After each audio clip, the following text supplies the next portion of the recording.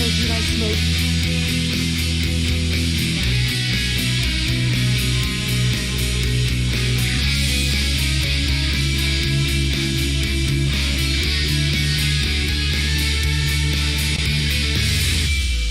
Good morning, America! DJ Wonder Chrissy! Migrant Mayhem!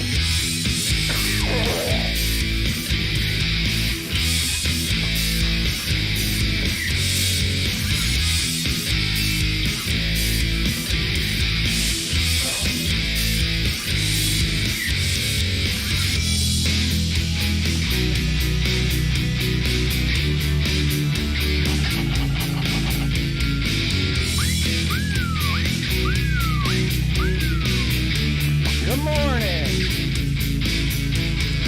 Let's get the show on the road. I'll bring this music down.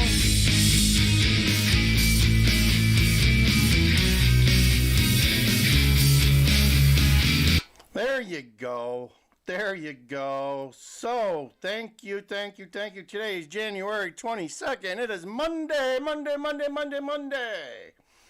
So, we'll give you another update here. What's going on in Chicago and the nation, too. We got a report here from Fox of some guy at the border. And actually, he's got the Charlemagne the God talking about how people are getting frustrated. And you're probably seeing that across the nation. When people get scared, they get angry. So you're seeing a lot more people scared of what's going on in their community, what's going on at the border, and they're getting angry. So that's just a normal byproduct of being scared, folks. So let's watch this video. And it's got a good cross-section of what's going on at the border. Republicans hold their final impeachment hearing for DHS Secretary Alejandro Mayorkas over his handling of the border crisis. They'll hear firsthand accounts from key witnesses, including our next guest, whose written testimony gives a brutal firsthand account of how bad it is. Cochise County, Arizona Sheriff Mark Danielle joins us now. Sheriff, thanks so much for joining the program. What can we expect from you during this hearing today? Well, I've submitted a written testimony which outlines my community, the reality of what's going on in Cochise County, what's going on in the southwest border, and what have sheriffs throughout the country done to try to make it better. This is all about public safety, national security, and humanitarian, and all three categories, Lawrence, have been a failure when it comes to what's going on in Washington, D.C. and the lack of policies that have worked. These policies aren't working no more. You look at the tragedies, you look at the border crime that we're dealing with, the death that we're dealing with, and just the quality of life that every community expects. It's not happening here in Cochise County with the pursuits every day, the trespass issues, and the assaults on law enforcement. Yeah, you know, Sheriff, there was a point in time where they would say, oh, it's just conservatives that are talking about this. These are people that hate immigrants that are talking about. Now you got Charlemagne the God saying that people are so upset about this. This is Charlemagne. Watch. I honestly have never spoken to as many people who are concerned about the migrant issue as I have, over the past year. They took 2,000 migrants and put them in the school and made the schools stay home, made the students stay home and do school via Zoom, and that was a big issue. People were calling the radio station. That was just this week. Really. People are waking up. I give the United States of America a little bit of credit. Took some time, but people are waking up across the nation. Really complaining about that. So I've never seen, working class people who I interact with every day until this past year really express their frustration. Sheriff, you got urban America and, rural America saying the same thing now. Yeah, we got to get People back on to the same Lawrence where page. America Finally. needs to prioritize and be first. We got to take care of our citizens, our veterans, our children, our elderly, and just American citizens. And second of all, he said something I thought was very telling in that interview first. was the fact that this administration loves to take credit for things that they perceive or believe are good. They also need to take credit for things that aren't working. to include this border and put American community back on the map of being a priority and take care of it. The top issue for Iowa in this last caucus was immigration. Let's see what happens in New Hampshire. Sheriff, thanks so much. Good luck with your testimony today. We'll be watching. Take care. Bye-bye.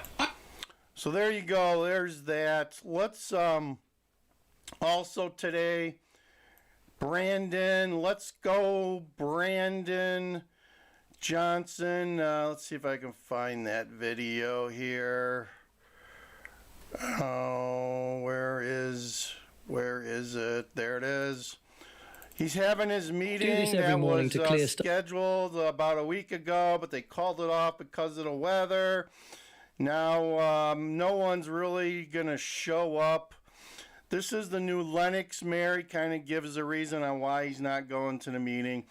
One of my commenters said that he thought most of the towns that were going were all the African-American corrupt South suburban mayors that were going. Dalton, Calumet City, Harvey, I forget which the other ones were, but those are some cities known for massive corruption and political waste of taxpayers' money, especially Dalton. They can't even get their water system working half the time.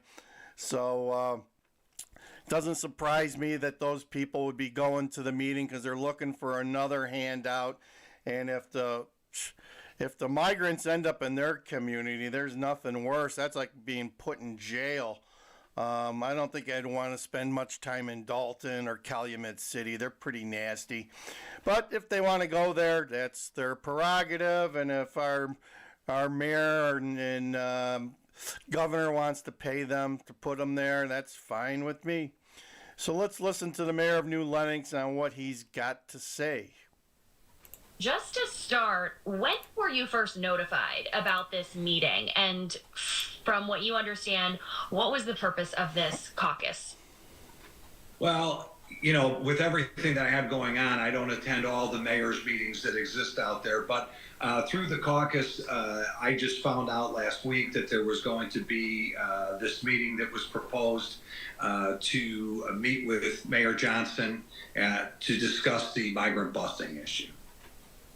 It was supposed to be today, right? Got postponed because of the weather. Do you think that's really why it got postponed? Well, aside from being mayor, I'm also a school superintendent, and all my kids were able to make it to school today, so I don't know why a cold day would be a reason to cancel a meeting, especially if it's something that, you know, everyone felt was that important. Explain to me your reason for not attending, and then I understand several other mayors weren't planning on attending. So, right. So, I mean, I can't... So there's like 241 villages and towns that are adjacent to Chicago and linked to the metro. So I don't know, suburbs of Chicago, there's probably 500 towns and villages. So that just gives you an idea of how large it could be. Speak for anyone else. I can just speak for myself. As you know, I had a conversation on this program about an ordinance that we passed, an executive order that I passed, and an ordinance that we passed, talking about busing. That's all. He was one of the first ones that passed the ordinance outlawing buses to drop off at their metro stations. So that's what he's referring to. Coming here and not allowing anyone to get off in our community from the buses, that we would be directing them to Chicago. I think there's a disconnect. The way that Chicago is handling this migrant crisis is something personally that I can say, you know, I'm not happy about. We certainly want to work with everybody, including the mayor of Chicago. If he wants to tell us where he wants these buses to go, we're happy to send them to that location. He could certainly articulate that with the governor of Texas. But, you know, when Chicago took a stand, they passed an ordinance and said that they were not even going to allow their citizens, their residents, to have a say in as to whether or not they want to continue to not enforce immigration laws or, you know, to continue to be a sanctuary city, that they weren't really interested in what their own constituents had to say. I think that speaks volumes. This is a political game that's being played, I really believe, and I'm disappointed in the way that things are being handled here at the state and at the city level. And not only is it a political game, it's a game to take all the money from the taxpayers and actually ask for more the following year when they raise your taxes, folks. Get ready for your real estate taxes to soar. Get ready for what you get for your tax dollars to plummet. quite honestly, we're happy to treat everyone in a humane way. But as the mayor, I've got a lot on my plate, and I'm not going to be caught up in this political nonsense. Has New Lenox gotten any more buses ever since the ordinance passed? No, we've had a few more that have come through our community, but none have stopped here. They have again stopped in the towns adjacent to us, and then were sent on their way. But no, we haven't. And again, I want to reiterate, we understand the crisis, the humane issues that are here, and we feel horrible for so many people that are just looking for a better way of life. But it's really frustrating as a local official when our federal government and our state government are just ignoring our immigration laws, and we here in small local governments are having to deal with these issues. It's incredibly disappointing, and it's just wrong. Did you see Governor Pritzker's ad in the Texas paper that he took out Sunday? I didn't see the ad. I saw the letter that he had sent to Governor Abbott and saying that he wished during this weather crisis that it wouldn't be sending people here. I understand that. I mean, That's this is difficult, JB. but the reality is, my understanding is that a lot of the people are requesting to come to these cities. So they're being sent where they're requesting to go. You cannot say we're a sanctuary state, we're a sanctuary city, and say, but only during warm weather days. I mean, that's it makes no sense whatsoever. This is an absolute failure at our border. And like I told you the other day, you've got this crisis for people that's becoming a national security crisis within our borders. And the federal government and our state government are dropping the ball here. There you go, folks. The mayor of New Lenox, he brings up some good points. Not only is it a humanitarian issue, it is now people are starting to really think about it, and it is becoming a national security issue. Think about that. We're letting people into our nation. There's even reports on Fox where, and this has long been the story, they put them on airplanes, and these people have no IDs, no picture IDs or anything. They're allowing them to fly across our nation without any IDs, less documentation than a citizen would be required to have, which is just crazy and out of mind. Can't imagine that, but that's what's happening. They'll put them on a plane with a piece of paper that says they're a migrant, and that's good enough, and off they go. If it was you or me, it'd probably tell us to go home and get our ID, or put us through all sorts of searches and background checks, who knows what. But that's happening. I'm also hearing in the city of Chicago, there are reports that they're going door to door asking for dinero and food, and they're seeing an increase in crime in the areas around the shelters. Go figure.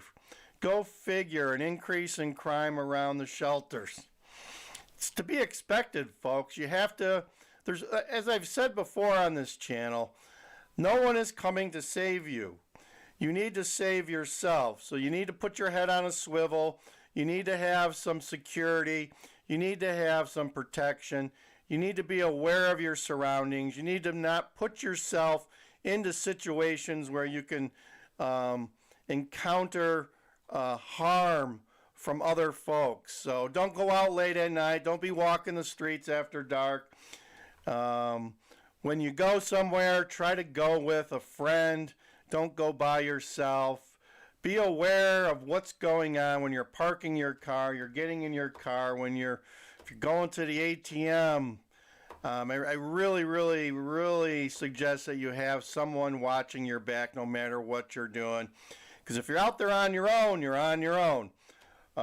Things are getting dicey.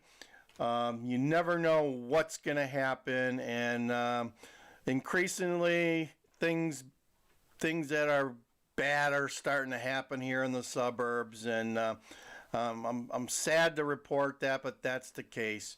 Thank you for watching Migrant Mayhem. I am DJ Wonder Chrissy. This is Land Cruiser Midwest. Like, share, and subscribe. We just dropped a car show video yesterday. Check it out. I can give you a flavor maybe of that. Let's see here. Let's see if we can pull that video up. It makes you bring back, there you go, guys. 9 memories miles of per warmer gallon. days here. That's beautiful, though. There we go. We got a 1955 Cadillac Caddy convertible that was beautiful. Got 9 miles a gallon. Awesome car. So if you didn't know, I also do videotaping of car shows on a weekly basis during the summer.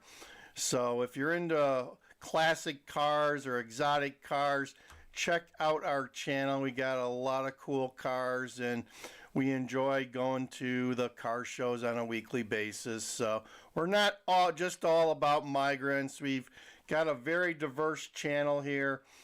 We also do foodie stuff and some casino stuff with Suzy Q slots. So check out our channel. We're more than just migrants, as I'm happy to say. So as always, we're going to end the show with God bless Donald Trump, and we'll see you guys. Over and out.